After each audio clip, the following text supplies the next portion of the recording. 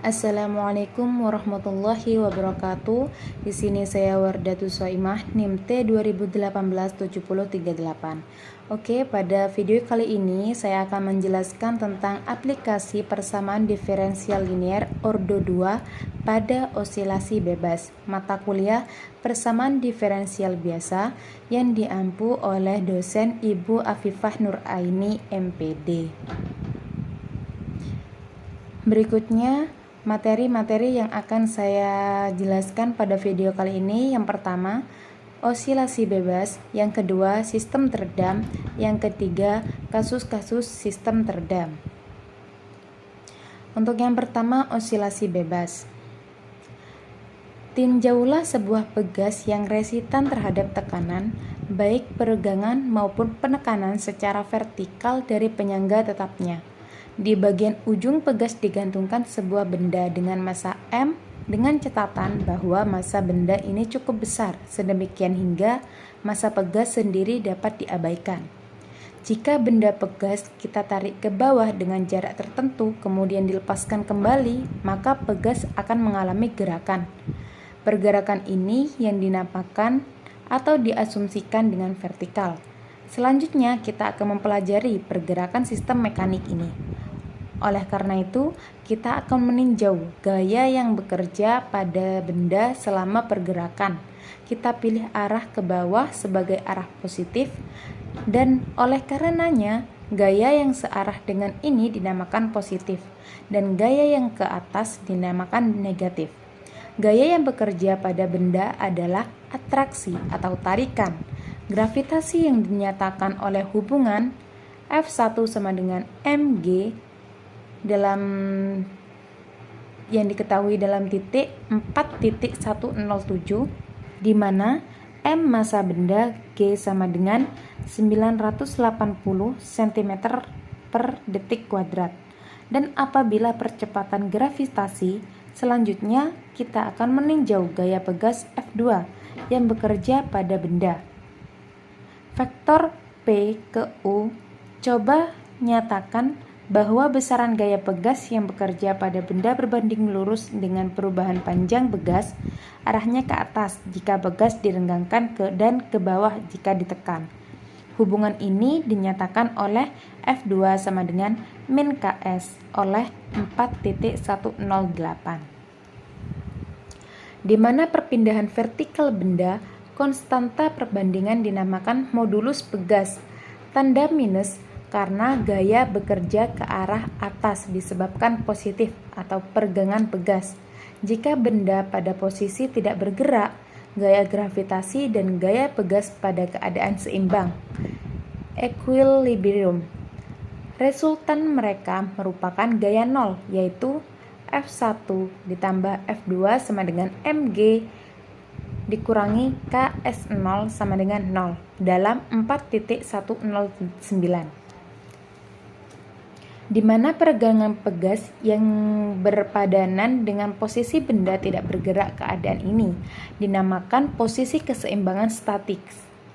Kita nyatakan dengan Y min YT. Untuk T sama dengan waktu perpindahan benda dari posisi keseimbangan statistik, yaitu Y sama dengan 0 dengan arah positif ke bawah. Menurut hukum Hooke, perpindahan ini menyebabkan gaya lain yang bekerja pada benda, yaitu min Ky.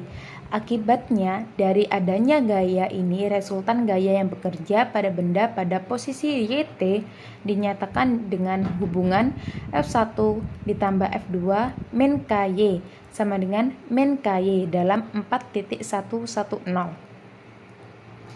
Untuk selanjutnya, part 2, yaitu sistem teredam. Jika massa benda dihubungkan ke dashboard, maka kita harus memperhitungkan peredam, Virchow's damping. Gaya berpadanan dengan peredam berlawanan arah dengan arah gerakan benda. Kita asumsikan bahwa gaya peredam berbanding lurus dengan kecepatan benda, yaitu Y aksen sama dengan dy per dt. Pendekatan ini cukup baik untuk pendekatan yang kecil. Oleh karenanya, gaya peredam ini mengikuti persamaan F3 sama dengan min C Y kuadrat dalam 4.115. Misalkan Y aksen positif, benda bergerak ke bawah atau arah Y positif, dan min CY aksen merupakan gaya ke bawah, yaitu sesuai dengan pernyataan bahwa min CY aksen kurang dari 0 yang menyatakan C lebih dari 0 jika Y aksen negatif, benda bergerak ke atas, dan min CY aksen menyatakan gaya ke bawah, yaitu min CY aksen lebih dari 0 yang juga menyatakan C lebih dari 0. Resultan gaya yang bekerja pada benda untuk kasus ini dinyatakan oleh F1 plus F2 plus F3 sama dengan min KY min C aksen dalam 4.116. Mengikuti hukum Newton kedua diperoleh hubungan MY aksen plus C aksen plus KY sama dengan 0 dalam 4.117.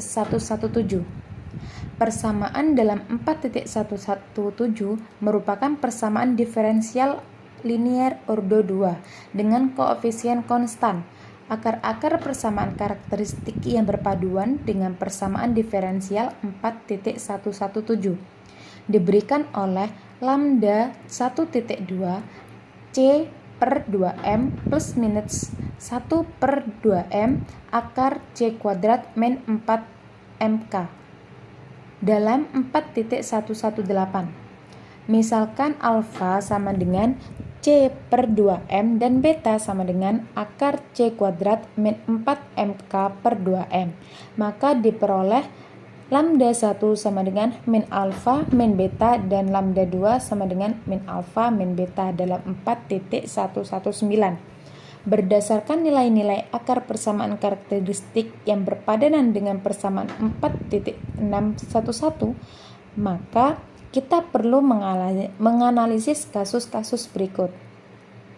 Untuk kasus-kasus dalam sistem teredam, yang pertama, kasus 1, C kuadrat lebih dari 4 MK, 2 akar real berbeda yang dinamakan dengan kasus teredam keras. Jika konstanta peredam cukup besar sedemikian hingga C kuadrat lebih dari 4 MK, maka A1 dan A1 dua real berbeda dengan menggunakan 4.118 dan 4.119 diperoleh penyelesaian persamaan diferensial dalam 4.117.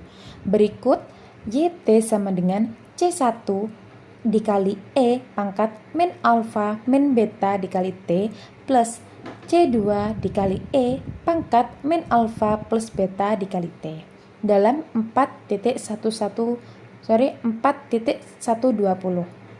Kita perhatikan dalam persamaan 4.120, benda tidak berosilasi.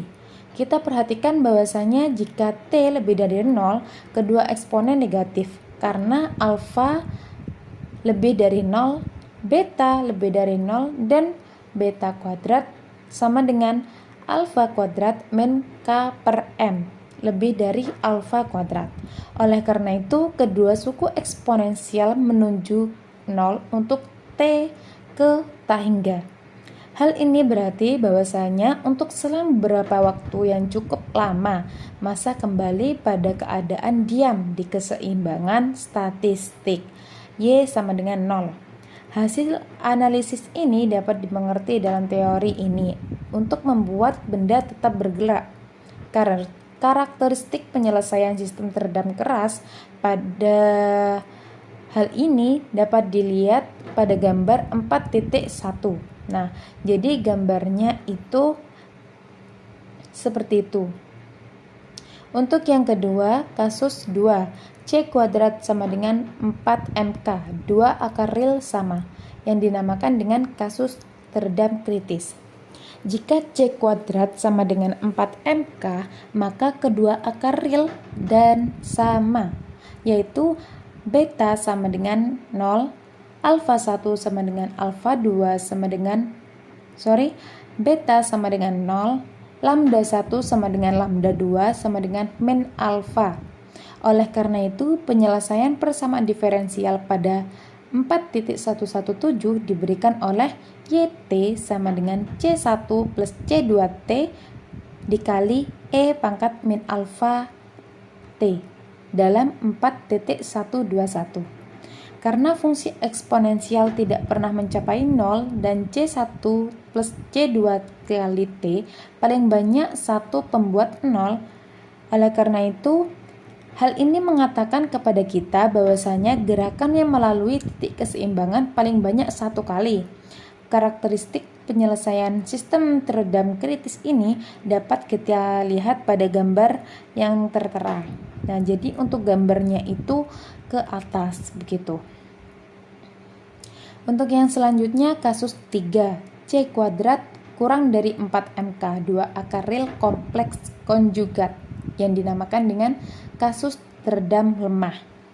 Jika konstanta peredam cukup kecil sedemikian hingga C kuadrat kurang dari 4MK, maka beta dalam 4.119 imajiner. Jika kita misalkan omega sama dengan 1/2M akar 4MK min C kuadrat sama dengan akar 4M min C kuadrat per 4M kuadrat dalam 4.122. Maka akar persamaan karakteristik yang berpadanan dengan persamaan 4.117 diberikan oleh lambda 1 sama dengan min alfa plus I omega, lambda 2 sama dengan min alfa min I kali omega dalam 4.123. Menggunakan akar-akar ini kita peroleh penyelesaian persamaan diferensial pada 4.117 yang diberikan oleh YT sama dengan E pangkat min alfa tau dikali A cos omega tau plus B sin omega tau sama dengan C pangkat min alfa tau diperoleh cos dalam kurung omega dikali tau dikurangi delta dalam 4.124, di mana delta sama dengan A kuadrat plus B kuadrat dan tan delta sama dengan B per A. Penyelesaian ini mempresentasikan osilasi yang teredam. Karena itu min 1 kurang dari sama dengan cos dalam kurung omega tau dikurangi delta kurang dari sama dengan 1 dalam 4.125. Maka pada kurva persamaan 4.124 terletak antara kurva Y sama dengan C dikali E pangkat min alfa tau dalam 4.126 dan kurva Y sama dengan min C dikali E pangkat min alfa tau dalam 4.127. Oleh karena itu, karakteristik penyelesaian sistem teredam lemah dapat dilihat pada gambar berikut. Nah, gambarnya itu semakin lama semakin melemah begitu. Mungkin hanya itu yang dapat saya sampaikan. Saya ucapkan terima kasih kepada semua yang telah menonton video ini sampai akhir. Semoga bermanfaat untuk kalian semua, dan saya juga mohon maaf apabila ada salah kata dalam penjelasan. Karena kesalahan itu murni dari saya pribadi, dan apabila ada kelebihan itu semata-mata karena kesempurnaan Allah Subhanahu wa taala. Saya akhiri. Wabillahi taufiq wal hidayah. Wassalamualaikum warahmatullahi wabarakatuh.